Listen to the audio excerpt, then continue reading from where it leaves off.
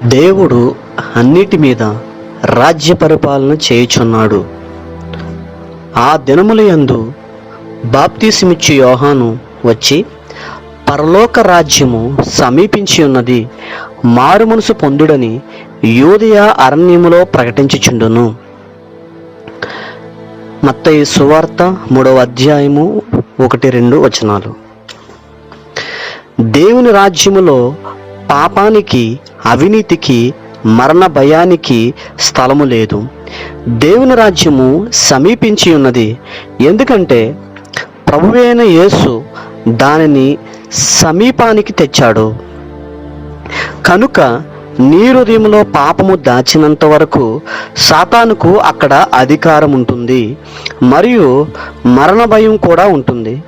కొంతకాలమైన తర్వాత యేసు ఇలా బోధించాడు, ఇదిగో ఎక్కడనని, అదుగో అక్కడనని చెప్పు వీలు పడదని వారికి ఉత్తరమిచ్చాను. ఎందుకనగా ఇదిగో దేవుని రాజ్యము మీ మధ్యనే ఉన్నది. లూకా రాసినటువంటి సువార్త 17వ అధ్యాయము 21వ వచనంలో ఈ విధంగా, దేవుని రాజ్యంలో ప్రవేశించడానికి మొట్టమొదట పశ్చాత్తాపముతో పాపమును ఒప్పుకొనుట అను సిద్ధపాటు ఉండాలి. అప్పుడే ఈ రాజ్యము మీ మధ్యకు వస్తుంది. యెహోవా ఆకాశమందు తన సింహాసనమును స్థిరపరిచి ఉన్నాడు. ఆయన అన్నిటి మీద రాజ్య పరిపాలన చేయుచున్నాడు. ఈ లోక రాజ్యాలు ఉన్నాయి. ప్రకృతిలో కూడా జంతు రాజ్యము, ఖనిజ రాజ్యము, మన్నగు రాజ్యాలు ఉన్నాయి. అయితే ఈ రాజ్యము అన్నిటి మీద రాజ్య పరిపాలన చేస్తుంది. అంటే అర్థం ఏమిటి? తాను చేసిన విగ్రహమునకు మొక్కమని నెబుకద్నెజరు ఆజ్ఞ జారీ చేశాడు. అయితే దేవుని రాజ్య సంబంధులు అక్కడ ఉన్నారు గనుక ఆ ఆజ్ఞ మార్చవలసి వచ్చింది. ఎస్తేరు కాలంలో కూడా రాజాజ్ఞ మార్చబడింది. ఫరో కూడా అనేక సార్లు తన ఆజ్ఞలను మార్చాల్సి వచ్చింది. సింహపు బోనులో దానియేలు త్రోయబడినప్పుడు మాదీయుల యొక్కయు పారసీయుల యొక్కయు చట్టాలను మార్చకూడదని ఆ అధిపతులను బ్రతిమాలాడారు.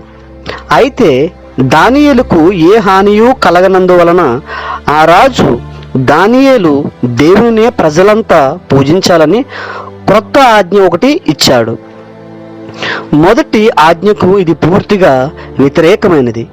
ఆయన రాజ్యము అన్నిటి మీద రాజ్య పరిపాలన చేయను. ఆయన చట్టాలు శాశ్వతంగా నియమింపబడినవి. అతడు సహనపరుడు,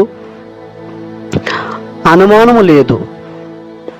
కానీ తెలిసి దాన్ని ఆసరగా తీసుకుని దేవుని చట్టానికి వ్యతిరేకంగా వెళ్తే నీ దేహంలోకి రోగం, నీ మనసులోకి బలహీనత, నీ ఆత్మలో దేవునికి వ్యతిరేకముగా శత్రుత్వాన్ని నాటుతున్నావన్నమాట. ఒక రోజున దేవునికి లోబడాలనుకుంటే అది ఎంతో కష్టం అనిపిస్తుంది. ఈ లోకరాజ్యము మన ప్రభువు రాజ్యమును, ఆయన క్రీస్తు రాజ్యమును ఆయను. ఆయన యుగయుగముల వరకు ఏలునను. ప్రకటన 11వ అధ్యాయము 15వ వచనం. రాజ్యములన్నయో ఆయన రాజ్యముగా అయినప్పుడు పరిశుద్ధులు పరిపాలన చేయుదురు.